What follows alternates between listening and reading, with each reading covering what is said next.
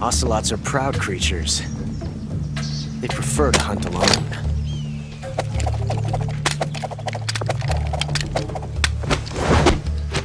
I should have been the one to fill your dark soul with light! I love the look of these games. Ever since I was a kid, I've always been playing these sorts of things. I was raised on sort of DS era. Always used to play like Mario 64, Metal Gear Solid 3, all that kind of stuff. And I've always just missed it. I wish I could have that same feeling of getting lost in a game that looks like that. And that's when I discovered a game called Pseudoregalia. Now, for those of you who don't know, Pseudoregalia is a Metroidvania, I believe, published in order of, it was like a competition of people to make games or something, and I think the tag was Metroidvania. Now, Metroidvania is essentially the same, something like Hollow Knight, where you're dropped into a sandbox. There's multiple routes, multiple paths, multiple ways you can go, and there's ultimately a simple but objective goal, right? And Pseudoregalia does this perfectly. You jump into it, you're lost for about an hour, you hit fucking Sansa Castle about 5 times, and yeah, you end up beating it. My first playthrough took only about 3 hours. It's a very short game, but that's not what the real sort of juice is, right? The real juice of Pseudoregalia is speedrunning it, and that's what I love doing for these kinds of games as well. Now, have I touched a lot of these games with speedrunning? No. I haven't touched some of them in a long time. Metal Gear Solid 3 was the last one that I was practicing, and that game is quite frustrating at times, although a really good experience. And Devil May Cry just isn't the kind of game that I would want to speedrun, just because it sort of comes out as cheap combos as opposed to anything else, so it's not really something that I'm that interested in doing. But Pseudoregalia, however, now that is a fun game to speedrun. So I'm going to be taking you through, what's the time? My 27-minute run of it. This was originally 45 minutes, and I'd condensed it down. I'm just going to be talking about some tricks here, what I did, my experience of speedrunning the game here, because it is absolutely something. So I'm sort of going to go through, watch it in a sense, so that I can talk about everything. And just sort of bring up what tricks I did and sort of the process of cutting it down and where I failed and shit like that, because there is a lot to unpack with this game. So let's get into it.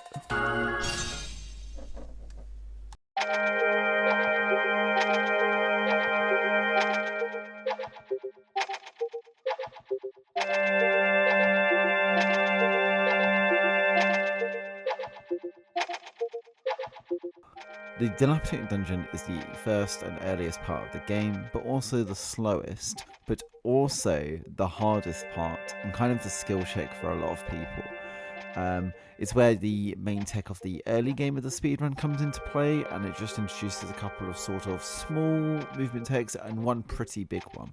So in the speedrun, you see I just make my way towards the first power-up, Dreambreaker, that's just your main weapon. And then you can see that after getting that, I head towards the second one. Now, there's 2 techs that are introduced here. The first one is just the backflipping.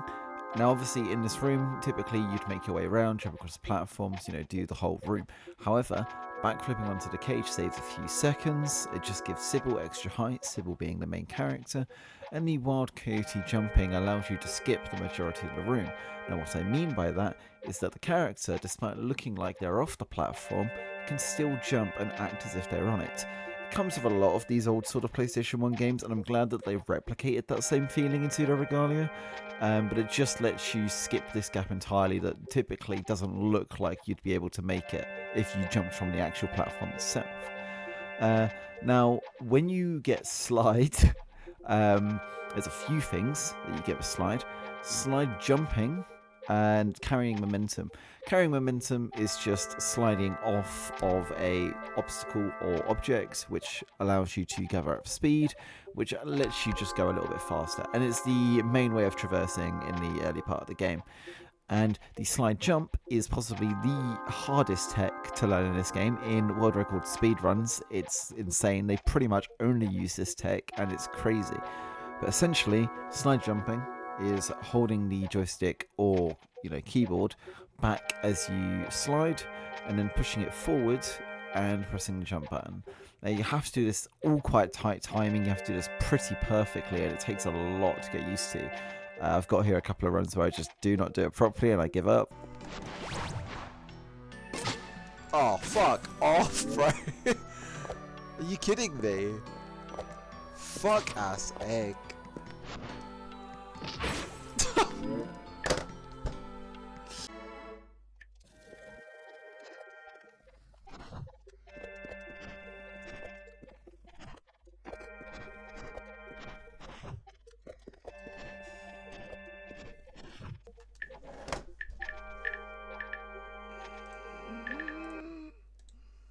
It's pretty difficult to put into words how disgusted I am, how depressed I am. My God. That's how difficult this kind of tech is. It's really hard to pull off, but really fun to pull off as well. And you see when I pull it off properly, Sybil has these sort of blue streaks along as she jumps across the gap. Then I move on to the second area, which typically you would go into a boss fight and get a small key for, but that takes time and we're doing a speed run. So I do another backflip here in order to reach this cage up here, to which there's a breakable wall to the next area. Now, it's crazy how much stuff you can discover in this game just by fucking around with shit. That breakable wall being there is mental, and a lot of people find this and a lot of other stuff too, because you just sort of have fun with the movement and fuck around. So it's quite interesting. After you do that, you climb up the pole, leave the area, and that's the dilapidated dungeon done.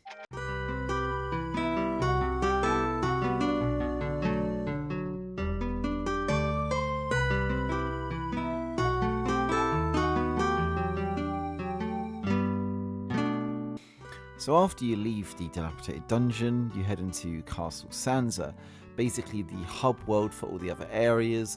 Most entrances and exits lead to Castle Sansa. It's kind of the main way you traverse to other areas. However, I'm not going to be using Castle Sansa much in this area and this run, so I essentially just head straight through and grab Indignation.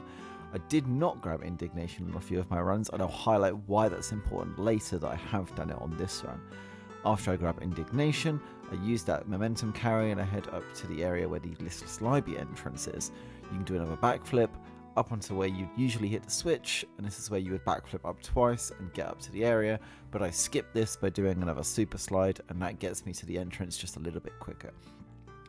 Once you reach the Listless Library, this is what has the Sungreaves. The Sungreaves is what lets me wall jump and shit, but obviously we've got to get the item first. So in this area with the bookshelves, you do a couple of jumps, a couple of slide backflips again, and you get through to the area where you've got the where you've got the item. For fuck's sake. Once you've got the item, there's a sort of a puzzle sequence that just teaches you how to use the item. It's one of the few items you get at the start of the game, so it gives you a little bit of a tutorial on it. So you're essentially doing that, but we're just going to be doing a couple of slide jumps here just to get past it. Then the main room, to which you'd usually hit two switches to sort of get across. We're not going to be doing that as well, so we do another wild coyote jump to get to one of the platforms, and then we slide off and use that speed to get to across the room and exit the area. Now, after we've completed the Listless Library, we're going to be making our way towards Solar Wind. This will be the main way I traverse in this run, as I'm not that good at slide jumping, as you've seen.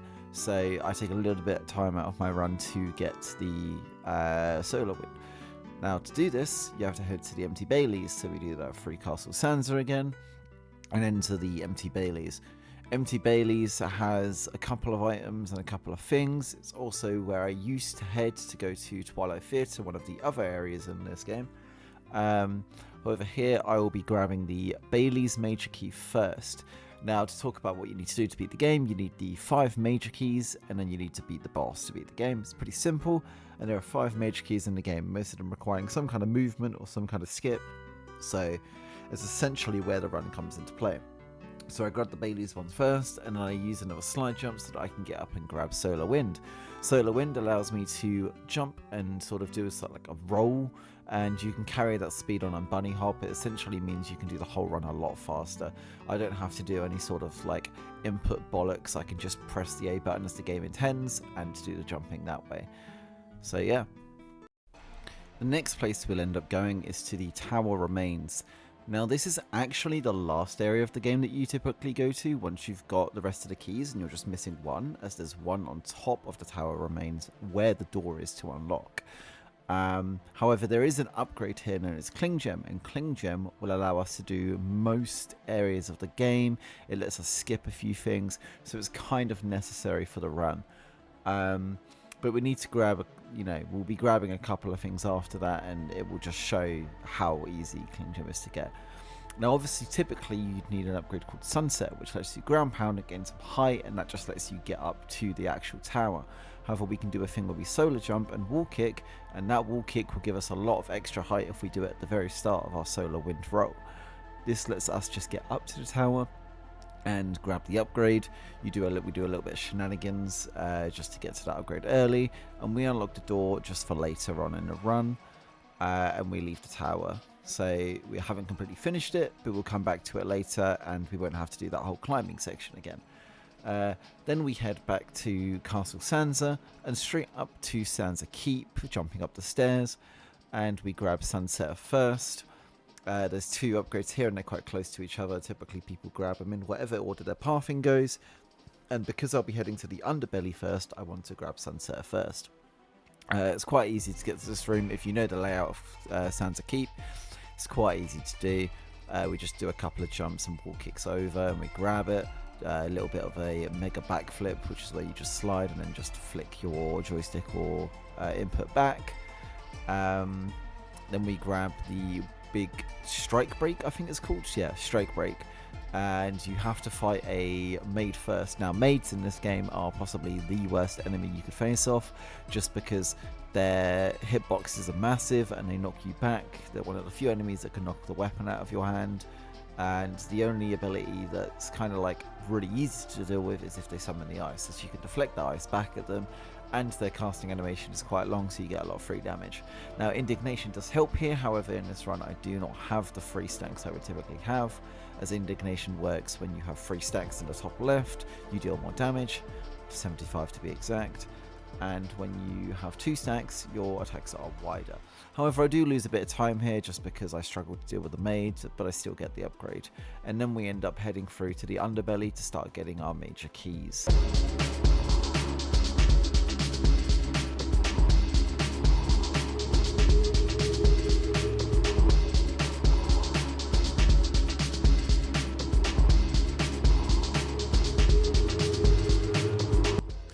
So, now that we've got all our movement, we will now be getting the 3 major keys, and the first one is in the underbelly.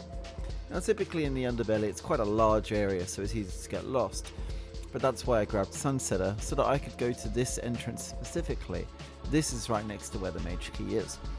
Now, in this big room, we'd usually need Soul Cutter to hit the 2 switches on the side, and then to go across the big bridge to get the key. But I don't want to do that. I don't even do that in my normal run anyways. So instead, we make our way across the room, ignoring the fact that we can't use Ascendant Light here, the main ability of the underbelly, which lets you hit these sort of black orbs.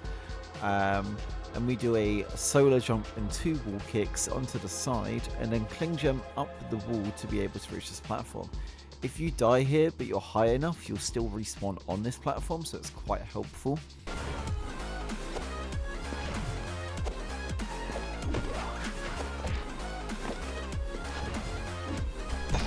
I'm genuinely just not thinking now.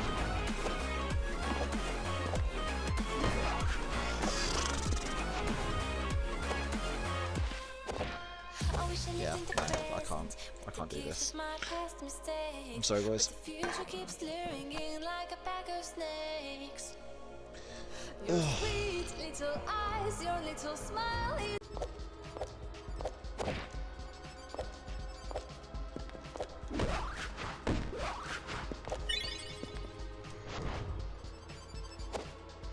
Oh my god.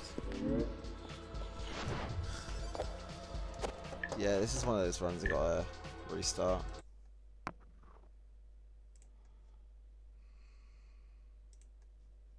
You have beaten some of your best times. But we grab the key and then we cling gem and, you know, get the fuck out of there. The next area we have to head to is Sansa Keep.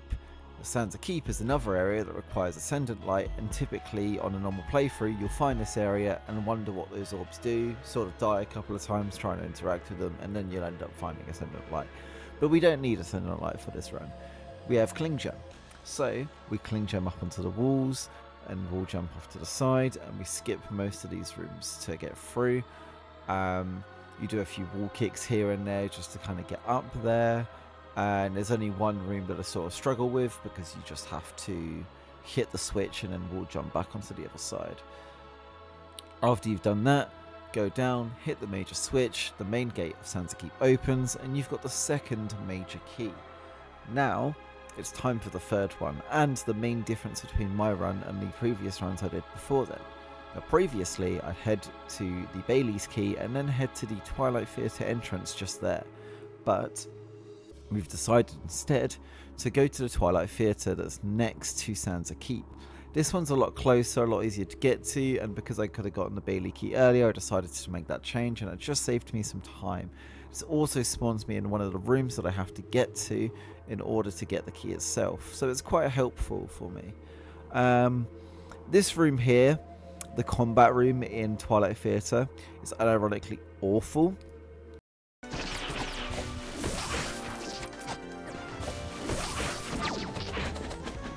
Oh my god.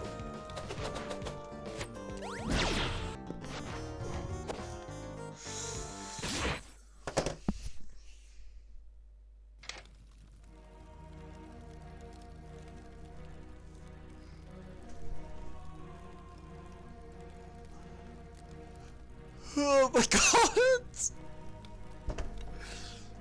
That was so good as well.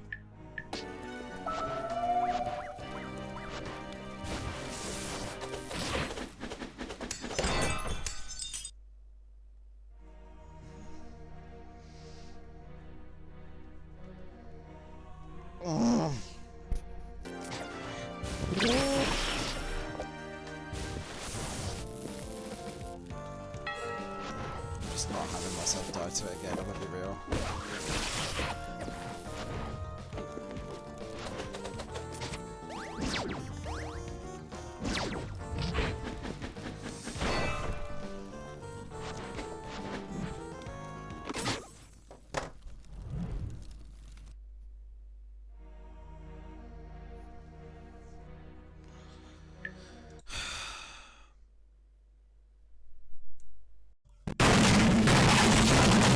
It's the only room in the game that you have to fight something. There's, you know, you can't. I can skip it, but the skip is really fucking difficult to do. So, you have to fight these enemies here, and it's really kind of infuriating. But I do it anyways. There's a few runs where I die here and die in the sections after. And then there's a couple of other sections as well. There is the Soul Cut section, which we need a strike break for, which is why we grabbed that earlier. And then there's the other room, which is just a parkour section. You just guard the rules. You do need Cling Gem for this section. Again, this is why we grabbed it early. And then you grab the third major key in Twilight Theatre, and now I've got all the keys. It's quite simple. You're pretty much just blazing through these keys at this point. You're taking use of the movement to skip certain sections. And now we're going to be heading to the tower and defeating the final boss.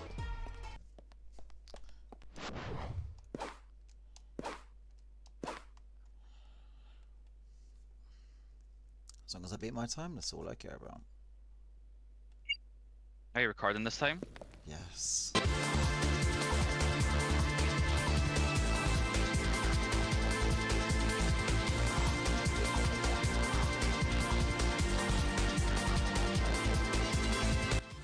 So you've gotten all the keys, now it's time to head to the boss. So we head back to the tower, scale the tower once again. In my run here I do fail a little bit, which is quite frustrating. They're disgusting.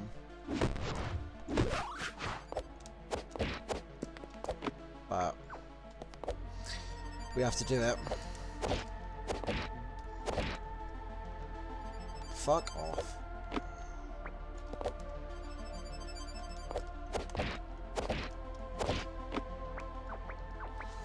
Fucking with my depth perception is against the rules. Oh, fuck off, actually. Come on.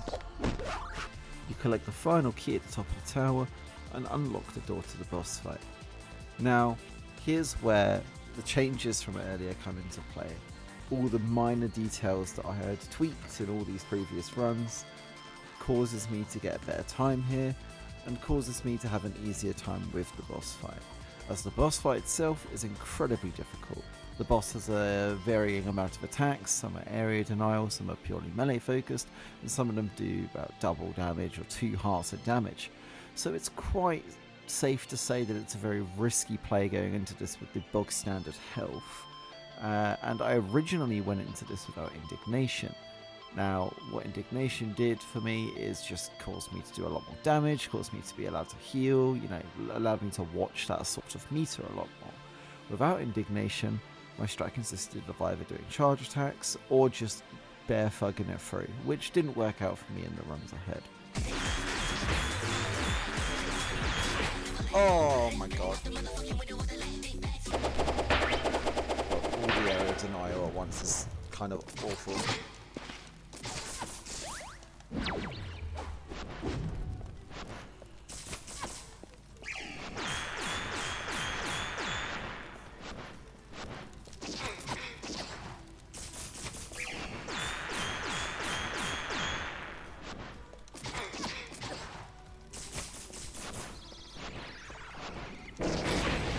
What? Fuck off. That's fucking disgusting.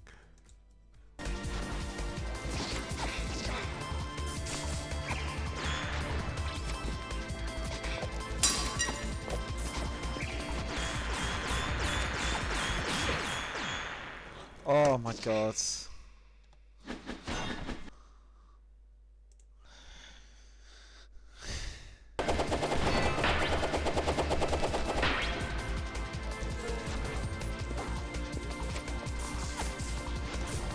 Fucking hell, my fucking RNG. Fuck. Right. One normal attack. Okay, I can't watch that. She's done that attack so many times, I'm not going to get sub 30, all because of that. That's so frustrating! They've got this.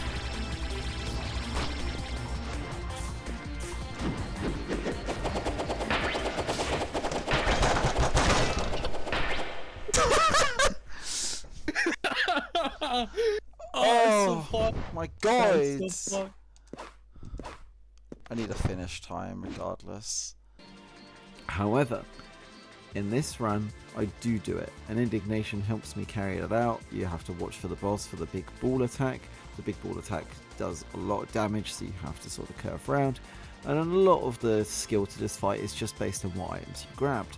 For example, runners that have grabbed Ascendant Light would be able to damage the boss while in the air, however I cannot do it so easily. However, what I can do is scale up to the boss and do a lot of fucking damage because I grabbed indignation. So it really does just sort of transfer depending on what you grab. And yeah, so I beat the boss here.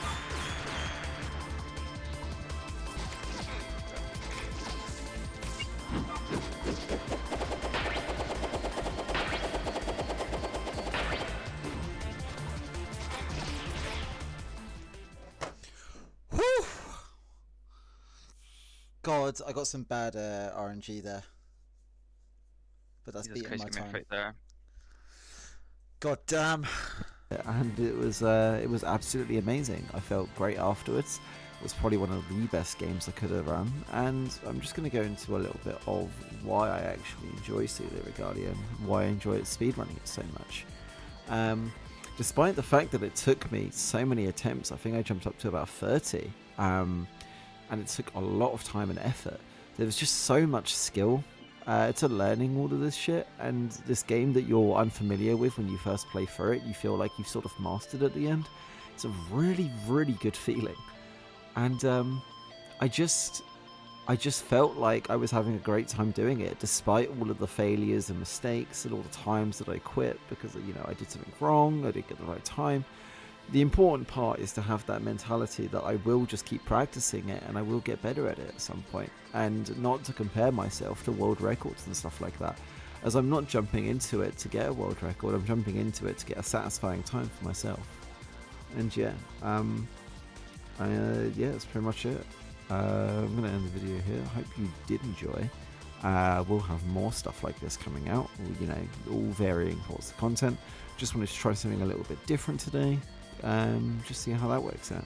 So I appreciate you watching through to the end. If you have, if you skipped to the end, fuck you. Stop speedrunning my YouTube videos, you cock. And leave a comment down below as to what you'd like to see more of. Appreciate it. Okay.